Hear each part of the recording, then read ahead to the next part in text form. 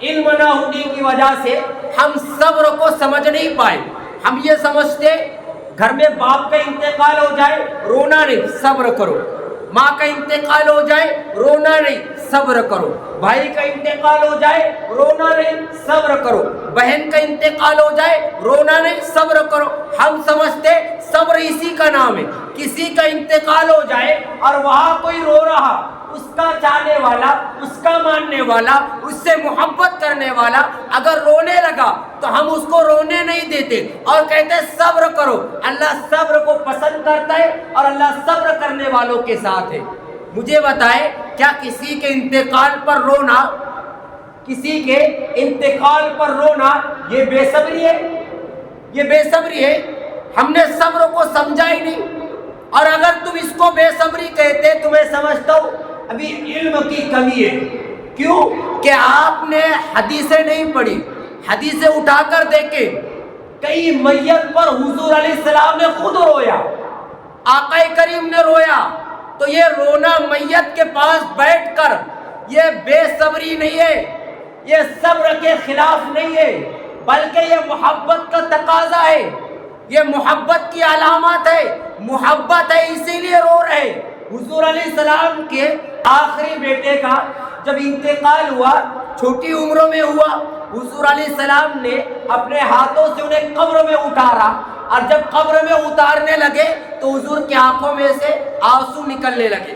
تو صحابہ نے دیکھا اور کہنے لگے یا رسول اللہ آپ کیوں رو رہے؟ میت پر آپ رو رہے اور صبر کا حکم ہے تو پھر آپ کیوں روتے؟ حضور علیہ السلام نے فرمایا یہ محبت کی علامت ہے. صبر کسے کہتے؟ حضور علیہ السلام نے فرمایا میت کے پاس رونا بے صبری نہیں ہے، یہ محبت کی علامت ہے. اور بے صبری کس کو کہتے؟ حضور علیہ السلام فرماتے ایسے گناہ سے اللہ نے روکا کہ آج جو مسلمان کسی کا انتقال ہو جائے تو مائیں ماتم کر رہی ہے، ماتم کرتی ہے، سینہ پیٹتی ہے، بال کھینچتی ہے اور آہو بقا کرتی ہے اور ناشکری کے الفاظ زبان سے نکالتی ہے. کیا اللہ کو میرا ہی بیٹا ملا تھا؟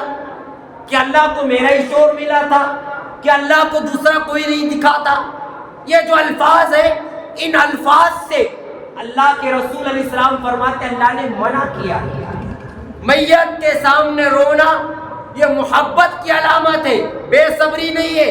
لیکن جو زبان سے آہو بکا کر رہے، جو ماتم کر رہے، جو سینہ پیٹ رہے، جو سر کے بال کھینچ رہے، یہ ساری چیزیں جو ہے یہ سب کے سب کیا ہے؟ ناشکری ہے. یہ محبت کی علامت نہیں ہے، یہ بے صبری کا مظاہرہ ہے.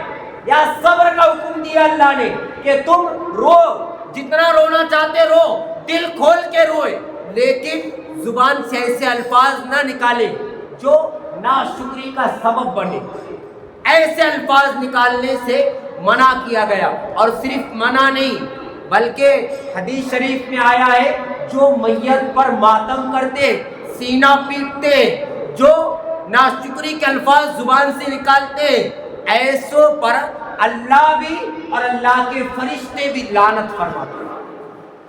اللہ کی لعنت ہے ایسوں پر جو ماتم کر رہے کسی کی میت پر، جو ماتم کر رہے، سینہ پیٹ رہے، چیخ رہے، چلا رہے، ایسے ہنگامے کر رہے، ان پر اللہ کی اور فرشتوں کی لعنت ہے. دیکھیں دینے والی ذات اللہ کی، دیا تھا اللہ نے اور لیا اسی نے اور سب کو اسی کی طرف جانا ہے. ہم کسی کا انتقال ہوا تو ایک جملہ قرآن کی آیت ہے، پتہ چلا کسی کا فلاں کا انتقال ہو گیا، سب کے سب پڑھتے انا للہ و انا الیہ راجعون. کیا مطلب اس کا؟ کیا مطلب؟ سب پڑھتے ہیں، اس کا مطلب کیا ہے؟ انا للہ، بے شک اللہ ہی کے لیے، سب کے سب اللہ کے لیے اور ہم آئے اللہ کی طرف سے. انا للہ، بے شک اللہ کے لیے، و انا، اور بے شک الیہ، اسی کی طرف، اسی اللہ کی طرف راجعون، سب کو پلٹنا ہے، سب کو جانا ہے. یہ ہے اس کا مطلب. ہم پڑھتے لیکن سمجھتے نہیں. اگر سمجھ جاتے تو کسی کی میت پر کوئی ماتم نہیں کرتے.